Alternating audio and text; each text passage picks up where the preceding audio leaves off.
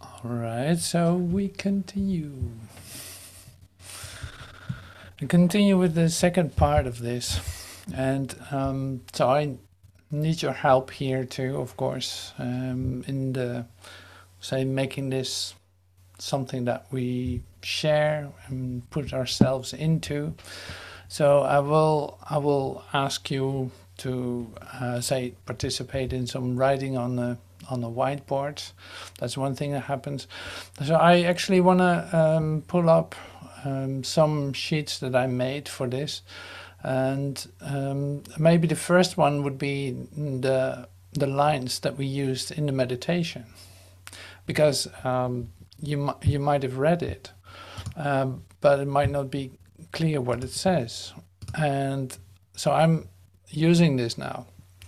And I'm using this for a very specific reason, like that's why it came too. It's like this is such a beautiful expression of, in fact, also the paradox, but also to go beyond the paradox and see that there is no paradox. So there's a lot of information, so to speak, in this what is being shared. So one of it is like the first lines: God creates only mind awake. He does not sleep, and his creations cannot share what he gives not, nor make conditions which he does not share with them. To start with that, which is great. That's a great set of like it tells you in the awakened mind, like in you and your awakening, catch glimpses of reality of that what is. See, and you also discover then what God created has nothing to do with temporalness. It has nothing to do with, in that sense, with existence. It has nothing to do with any of that. So it only creates like itself. So it's like if God is love, then God created you as the love that He is. He cannot create something else. So then you see the whole definition that you had about yourself as a human being, like in your human description of yourself or human identification. You see that you're actually holding something up that isn't what God created. So it gives you all kinds of situations and conditions and events and circumstances that are all based on the idea of, in fact, something that is not. So that's a real interesting discovery, of course, in our awakening. But it also takes away the confusion about the two states that you could say are there. It's like the one state, you knowing yourself to be an you could call like a self-made human being with an identity and an image, and on the other hand, you being created by God as whole and perfect, and that is in fact your own reality, and you can get in touch with it. You can actually experience that. So this is the part that was shared in fact the first four sentences of this. So to show the last five, or what is it? See, the thought of death is not the opposite of the thoughts of life. Forever unopposed by opposites of any kind, the thought of God remain forever changeless. The thoughts of God remain forever changeless, with the power to extend forever changelessly, but yet within themselves, for they are everywhere. Now, I don't want to stand still too long with this, but you see, it's like forever unopposed by opposites of any kind. The thoughts of God remain forever changeless. Now, the question is, and this is what makes this coming together interesting to me, is this. It's like, okay, so in God there are no opposites. Yeah, and in God there are no opposites. You love to hear this and say like, yeah, I love that. That's great. I love that. I love that information. Yeah, I recognize that as part of my true sense, you know, my true self. I recognize that. And so now here in our, say, admission, in the consciousness that we find ourselves in, you might definitely experience opposites, right? Now let's start with that. Right. So I will make it a bit bigger. Like which opposite is right in your face at this point?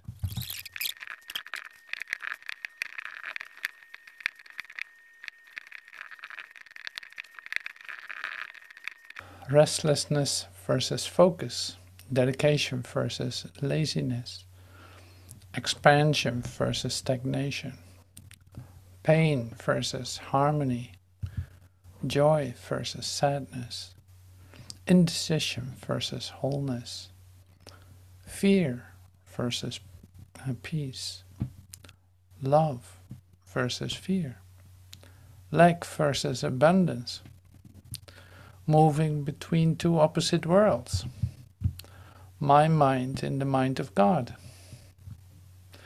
moving forward, moving backward. So you see, all these opposites are right here. So apparently we have recognition with the topic, right? So you could say, like, how amazing is that? So it's like in God there are no opposites, and what are you experiencing on a daily basis? Opposites. Like, wow, that is amazing. So you wanna and this is why it comes up, you know. It's like it's really the time to bring this together in the sense of to see why this is this way, and to be able then from this point on to move forward instead of lingering in this confusion or lingering in this yeah, it's almost like a circle, right? It's like how do you get out of it? You could ask. How could you possibly get out of it? So what I'm going to share with you now is, in fact, say not just an answer to it. It is more like it will say activate something in you, and a recognition, or yeah, you'll see how that works for you. I cannot.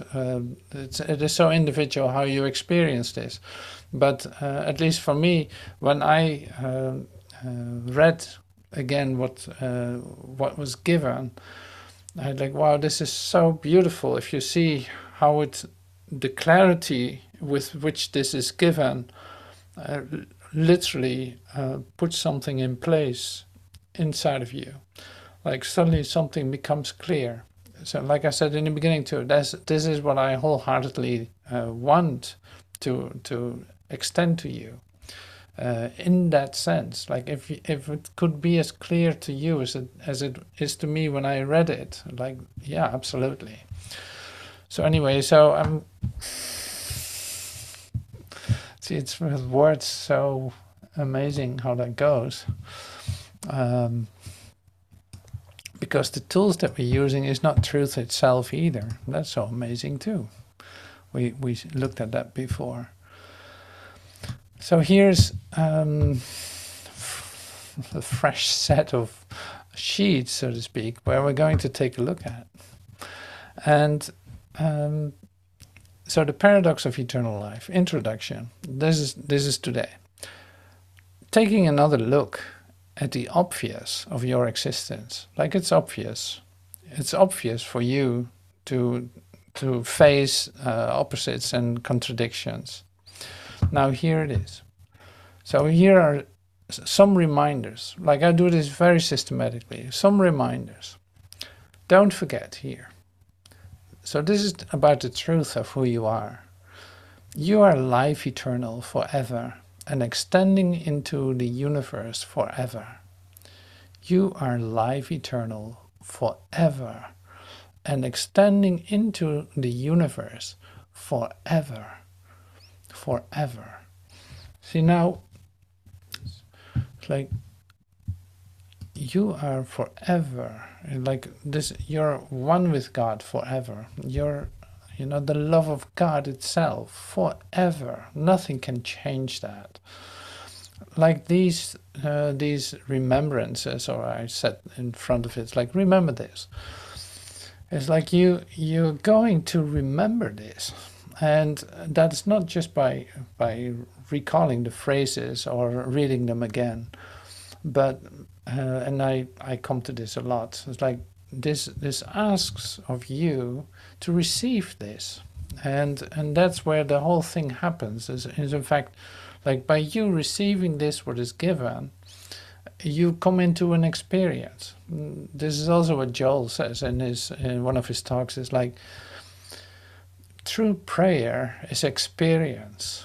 Like true prayer is experience. Well, this is exactly what I'm sharing with you. It's like these phrases, apparently phrases, are actually your invitation, your personal invitation to an experience that will be so clear to you, that will give you everything, like beyond words and thoughts. You know, so like these episodes, these moments are more and more coming to you and more needed in your awakening, just because, in fact, by exposing yourself to these ideas, you see that the conflict increases in your mind. Like, I know there's a loving God, and why do I feel anger? Why do I, like, all these whys? All these questions that arise, in fact, because the conflict in you is increased by you opening up to the light. And this is the last thing that you would expect in your spiritual path. You know, it's like that's the last thing you would expect to happen. You would either think that you are put down on a bed of bliss, and you reside there for a moment until this is all over. You know, and not having to take care of your monthly rent bill or who knows what. You know, so it's like you have a certain image of what that would mean, and that has nothing to do with the actual occurrence that is taking place in you in this awakening. You know, so it's like you try to place everything inside this dream of you, inside your sleepy state. You try to bring in all kinds of aspects that you could really well use in this definition of limitation that you're walking around in, when you are walking around in it, in your consciousness, when there really doesn't seem to be a way out of it at all. When you feel pain, when you say bump up against limitation and stagnation, and all this, you know, it's like all the opposites that we were talking about just a moment ago, that you wrote down. Like that is exactly what we're talking about. That can only change by a different experience of you. That has nothing to do with this dream sleepy state that you think is your existence. You know, and of course you have heard this before. I'm not telling you anything you don't know. But the practical implication of it becomes more and more obvious, and also more and more conflictual inside yourself. At least I can probably get an agreement on that from you. And if not, well, it will come. It will come, like it's inevitable. Because, in fact, it is a total paradox. It is a total paradox. You hear about love and infinity and perfection, and you bump your head against something, and you need like a band-aid to get it fixed or something. You know, just as a little example, but you can give me much more and better examples of it. So that's really say that's why it's so great to now not stay in that and not staying with that, but allowing it, in fact, to change. So if we can come to that today, like you become, say, open to, oh yeah, wait a minute, maybe if I look at it in a different way, it will become easier for me to handle this, and handling in the sense of not trying to look for it in a place where it cannot be found. You know, so that is really the healing aspect of this class. In fact, of this. Here's one more. So this is your koan for today. Remember, there is no alternative to your perfection. Well, there's no alternative to your perfection.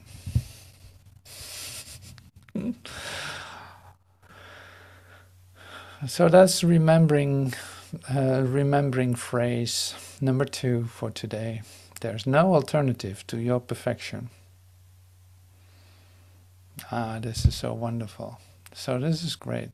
So you can say, come back to you, because I love to, So I love to do this way.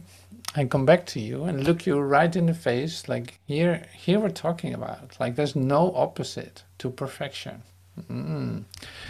That is not, it's comforting on one hand, and it's very uncomfortable on the other hand. In other words, what happens here, and this is where you expose yourself to, and you could say like this is an advanced class, it's like you actually expose yourself to more conflict, because it becomes very obvious, say, what you are doing with your mind, and it becomes very obvious that that has nothing to do and will never be, say, related to the perfection that you are. Your conflict has no solution. Like it has no solution while you're continuously looking for a solution to your problems or to your conflict. Like, no, this conflict only goes by you accepting your true identity and awakening in that. It's like being born again. You know all these phrases, but now we go, say, do some some brain surgery, some mind surgery, and not to establish that, but more like this has no chance of making it through. This has no chance of taking that with you into the kingdom. It's like, no, you have to leave that behind. You cannot bring that to the kingdom. No, you come with empty hands. You come with empty hands to your Father. That's really the.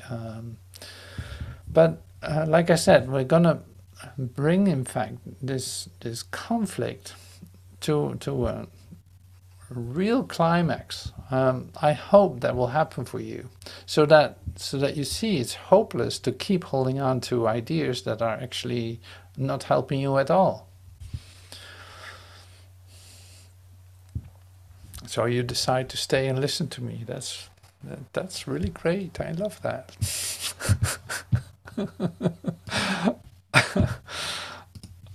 So that's why I need your full attention here. Otherwise, nothing is gonna happen. It's like, no, there's no distraction here. Just stay right here. I need you here. Here, listen to this. Human consciousness, it is a self-definition of its own existence. It defines itself in its own existence. Well, that's an interesting idea. Human consciousness defines itself in its existence. It literally makes it up on the go. It literally makes it up, makes its identity up on the go. You learn as a child to become something like an adult with a certain identity. You're going to make that. You're going to define that yourself. You can change your self-definition every 5 minutes. I think you do. Like in your mind, you redefine yourself every maybe 10 minutes. You have a different definition of yourself. This is human consciousness, and you wonder why you're in conflict, right? Okay, so that was only one of the blocks here. Oh, the next one, physicality. Whatever you think you are, you're not going to be a body form. You are not going to be a body form because you simply are not.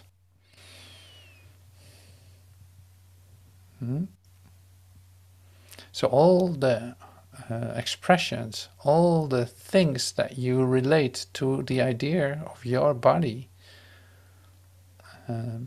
you're not going to be a body form. You never will be a body form. So you feel that there's a split there. It's like whatever I identify myself with isn't even what I am. Unbelievable. Whoa, there's a lot of healing possible there. There's a lot of healing possible there. So we come back to that. Dilemma. So here we have a real dilemma. In the human consciousness we have a real dilemma, especially when we're waking up, because we hear something else, something new, something that is about our eternal state of being. The dilemma is this: the mediation attempt of the eternal with the temporal.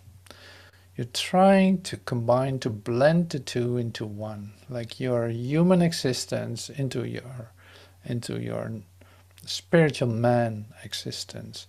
You really think that you can mix up time and eternity and make a mix of it, thinking that you will be saved in the future, or that you can stay for a moment here, but will leave and change everything into an eternal life. Or who knows how you do this? Maybe we come back to that too. It's like, but the attempt to mediate the eternal with the temporal is a real distraction and a real hobby of the awakening mind, like on the spiritual path. You think it's great to try to implement the two, the eternal in the temporal state. You really think that makes sense. That's the problem with the human consciousness, that hears about awakening, but at the same time is fitting everything, like I just shared too. Like, I'm gonna come back here. Like it, like I said, it's trying to combine the two, bringing it into the sleep state, like into your human frame of reference, bringing your spiritual ideas back into your human frame of reference, and thinking that that's a real helpful way of dealing with it. I do my meditation, I still have pain. I do this and I still experience that. I you know, all these things. Like you really think that there's a way to measure your spiritual growth by the perception of you, like by you perceiving the things and judging yourself for it. And you also use it against yourself by thinking that you're not doing it good enough, thinking that you should already be somewhere else, while you still find yourself in deep pain because of some idea that is still there lingering. You know, so these conflicts are enormous, but like the temptation to use spirituality to attack yourself, in fact, which is one of the characteristics of the human mind. It attacks itself, it destroys itself, it exhausts itself, it hurts itself, and it fools itself. It cannot be honest with itself. It's really, yeah, like an addictive mind. Like it cannot be honest with itself. It has just one goal, picking up another glass or whatever, like hurting myself even more.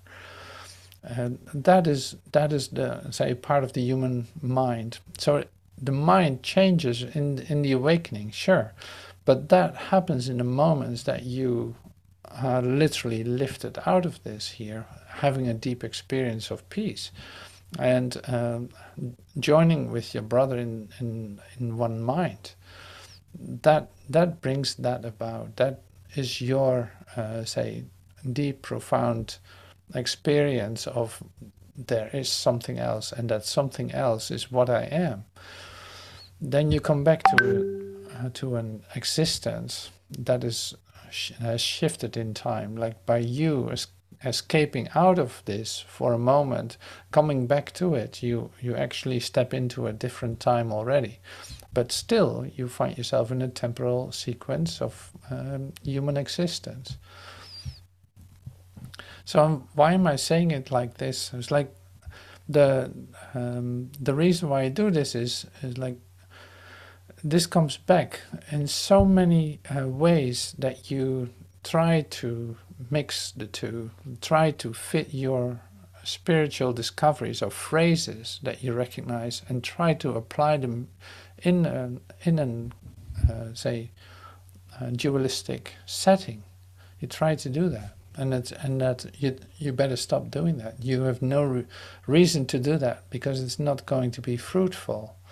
What is fruitful is you coming out of this frame for a moment, like experiencing your connectedness, entering into a deep peace, or joining with your brother in the one mind, in one love, and feeling the connectedness and the connection.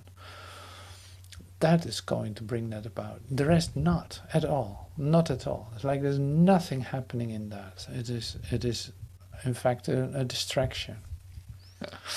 Okay, so the healing resolution. This mediation attempt of putting the temporal in, or putting the eternal into the temporal, like putting eternal ideas into your human frame of limited existence, if you stop doing that, then you see like there is no solution to this place where I find myself, this human existence. There is no solution to it. I'm admitting that there's no solution to that. This is where the healing can take place. So by you giving up all attempts to try to glue or to put or to rub or whatever spiritual ideas into your human existence, when you give that up, you make one huge step forward. So, and then at the same time, of course, it's like allow this change to occur. Allow yourself a new experience of yourself by practicing the miracle, by practicing the holy instant, by practicing light and love experiences, or however you want to call it. Like I said just a moment ago, the sharing with your brother in the one mind, feeling that you're communicating as one. Oops. So the offering is then transformation of your mind, because it's not going to be found in the temporal frame of reference. That's not where you have to look for it. It's absolutely useless. The transformation of your mind will bring this about. And that means you opening up for a whole new experience of yourself that has nothing to do with your definitions. So movement, I used the word movement, so we are practicing the rediscovery together. So you're not doing this by yourself. That's why we come together in this meeting too. Like we do this together. We saw that all the way. Yeah, here we go. Introduction to the paradox. The nature, so there are 4 points. The nature of human consciousness is a definition of its existent self. It is made up. Definitions of self-existence. Each one of us is evolved or involved in that definition. So if you evolve in that definition, then you see that it doesn't catch you into eternity, like into a state of heaven. When you're involved in the definition, you're actually completely immersed in it, like you become the human. You become the human. As you started before you got your, say, spiritual insight, your spiritual, like when you were feeling a hand on your shoulders, like there's more. It is not this, there's more. something happened at that point.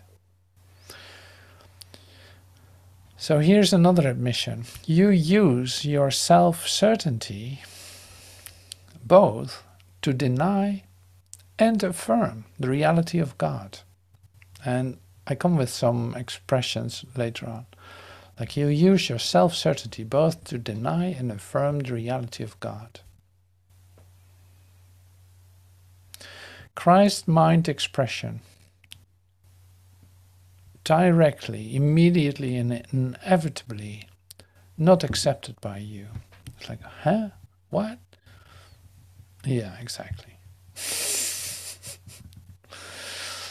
So now we go to this. I'm using this, so I introduce this a little bit. So we go to the Beatitudes.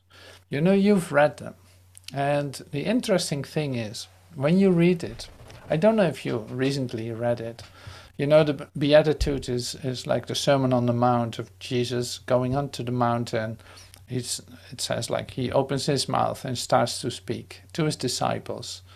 So he actually tells them something about this, don't forget this, look at this, and this is what I'm telling you. So now what Jesus is telling in the Sermon on the Mount, and we're not going through the whole thing, but it's absolutely worth reading it, Matthew 5-7. Absolutely useful to read it. It is interesting, it is my experience, like interesting to see what happens when you read these sentences.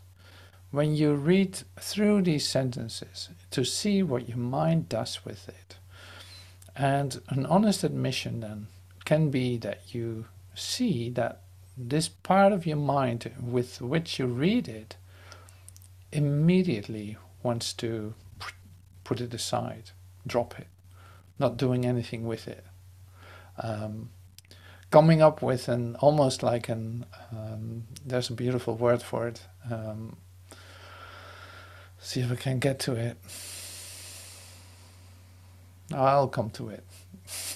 Because it is so part of the human mind. It's unbelievable. Oh yeah, mental retardation. That was the word. Mental retardation. That means, what do you mean?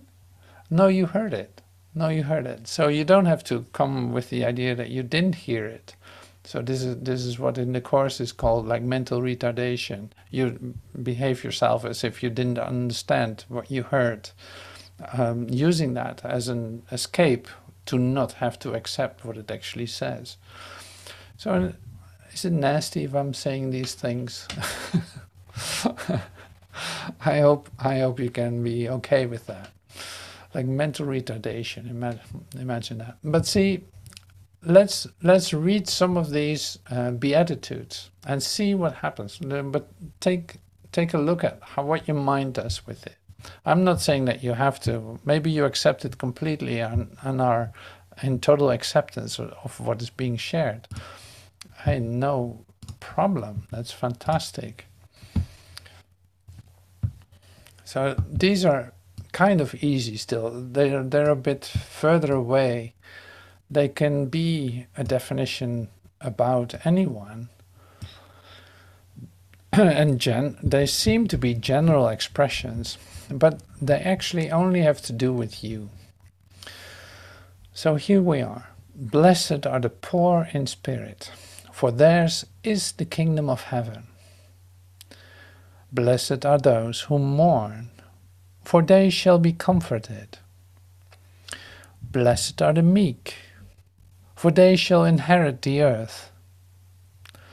Blessed are those who hunger and thirst for righteousness, for they shall be filled.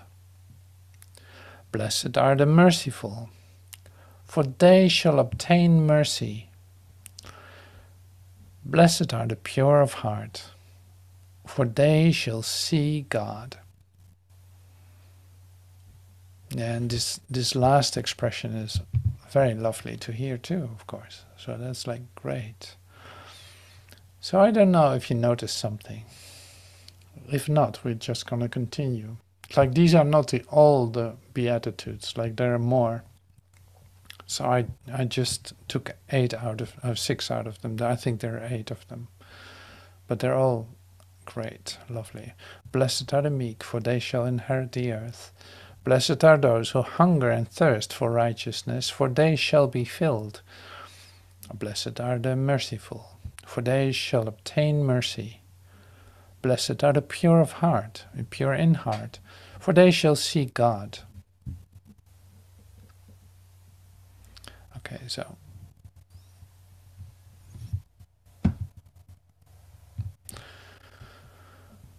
Sermon on the Mount. So this is the continuation, and this is in fact the next page. Christ expressions. So I used 2 of them, 2 Christ expressions. These were shared by Jesus on the Sermon on the Mount. So instead of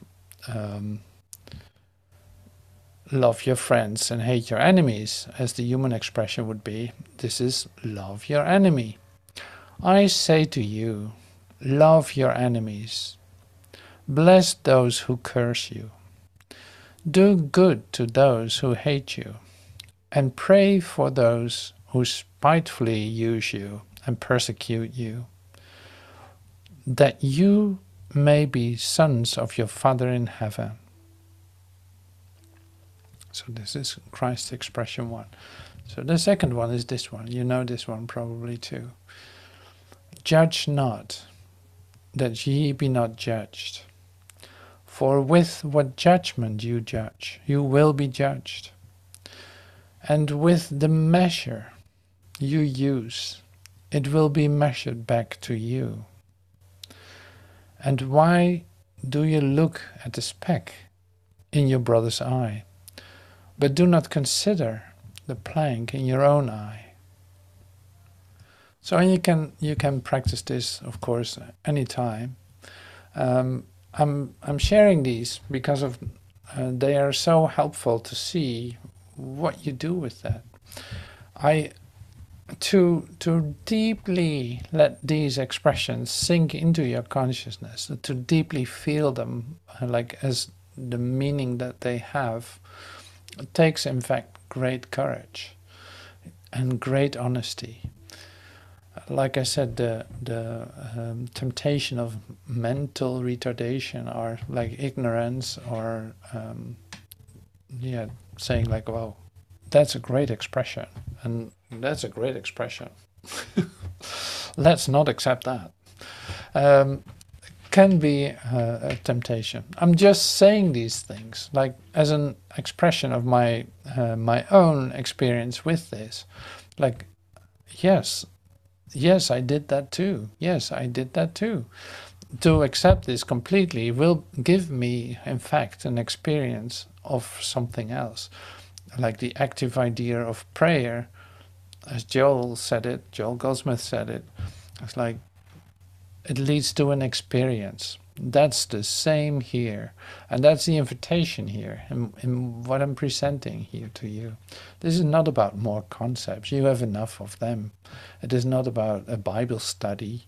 No, this is for you an opportunity to come to a direct experience of yourself. And these expressions are in fact invitations to go that place. Like, there's literally nothing that Jesus shares in the New Testament that isn't a portal. Like, he is a portal himself. No one comes to heaven but through me. Doesn't mean that you have to dive into him in some kind of way. No, it's like, no, he is the portal. So in his expression, you can literally disappear into light and love. That is what that means.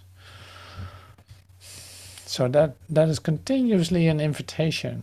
And now with our increased conflict in becoming very much aware in how much denial we are accepting our existence or ourselves as we made ourselves, this becomes even more urgent. And that was a really good word. It's like it becomes urgent because you don't want to fall into the trap of guilt or an idea of sin, of this or that. No, you want to get out of that. You want to forgive yourself. You don't want to judge your brother, but you don't know how not to do that. And that's why you need help. That's why, see, you cannot use spiritual ideas to get out of that. That's the whole thing. It's like you cannot conceptually apply these ideas in order to be healed of it, however much you want that. But we overcame this dilemma that we were sharing just a moment ago by realizing, no, that's not going to work. That's not going to work. This is only going to work by me dying daily into this, giving up that I can talk myself out of this, that I can talk myself out of my own existence into heaven. So that's an incredible speed up for your awakening. You have no idea. Oh my God, I'm running out of time. I love to share this. Oh my God. Oh, this is the last page, is that? Oh, good. Oh, that's wonderful. I think this is the last page, yeah. Oh, that's great. Oh, that's so wonderful. I really thought I didn't make it, and now I was here already. Oh, that's good. See, this is an expression of my love for you. It's like, yeah, whatever I can do to express this is by allowing myself to fall into this experience, you know, allowing myself to be born again, to experience the love of God, to come into a holy instant with you, to literally pray in with the experience of something else as the next step of it. That is the only opportunity. That's the only purpose I have here in sharing these ideas. And you see, you get very excited about the action of that. So this was, in fact, the first, say, the introduction to the paradox of eternal life. Yeah, so if you have any questions, please do ask them. Use email or WhatsApp. You can find it on the website, or yeah, you can find an email address on the YouTube channel too. So always feel free to do that. And the other thing is, you can also use it's like 20-minute consultations. Like, I'm always open to that too. Like, just write me and do it. If you have a question, if you want some clarity or whatever, like, not that I know everything, but in our recognition of a true purpose and my willingness to join with you and your willingness to join with me, we're not doing this alone. So we have such an amazing provision, out of time provision, that literally lifts us out of here by our wanting that above all else. So don't forget that. That's really where we, the movement, so to speak, like I wrote in the last thing, is like, this is the movement. We're on our way to experience this together, and we're right on the edge of it. So it can happen any moment. So thank you for everything. And I saw some text coming in, some chat. So I'll take a look at that. So can you please explain poor in spirit? Yeah, of course. With what mind are we listening and meditating together? Exactly. Can you send us the PDF for this, please? Yes, absolutely. All of that, yeah. So I'll take these questions with me, because the Sermon on the Mount will slip in now and then, and next meeting I will definitely come back to that, and maybe I'll write you an email about it, or who knows how that goes. But because the Sermon on the Mount is really helpful, because it's a direct expression of Jesus to his disciples.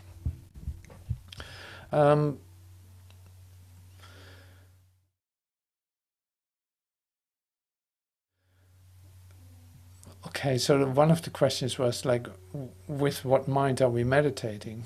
Like that really is a very individual question that you only can answer yourself. If you experience timelessness and an expansion that has nothing to do with this limited definition of yourself, you can call it a holy instant. You know that you're meditating with one mind. And on a process to experiencing that, or being ready for the transformation of your mind to let that change occur, you see that the meditation is an attempt, as you do it with your human intention, like, okay, I'm gonna go meditate to become quiet and to get a certain stillness in myself, to in fact still connecting to my human ideas about something to achieve. That's where it will stay, that's where it will stay until suddenly something shifts in you. Then there's something else possible, but that will always be an experience of not this. It's like with your good intentions you're not going to achieve it, or no, it's all about you stepping out of the way in order for this to happen. And that sounds weird because you're totally part of it too. There's another paradox. You're totally part of it, and yet you step aside. So it takes a little bit more than just a few words to come to clarity about this. That's why I booked like 6 sessions here. So I hope that you will come back next week and we can continue. In the meantime, I definitely sent you this PDF and sent you another one for the next meeting, because this like I said, is a real possibility for an increase of the conflict in your mind in order to get clarity and say literally feel yourself moving in the direction of, yes, I want this above all else, and allowing that to open your consciousness sufficiently to have a different experience of yourself. So I'm stopping talking now, because it's not necessary to say anything else. Thank you so much. Thank you for everything, and see you soon. Thank you.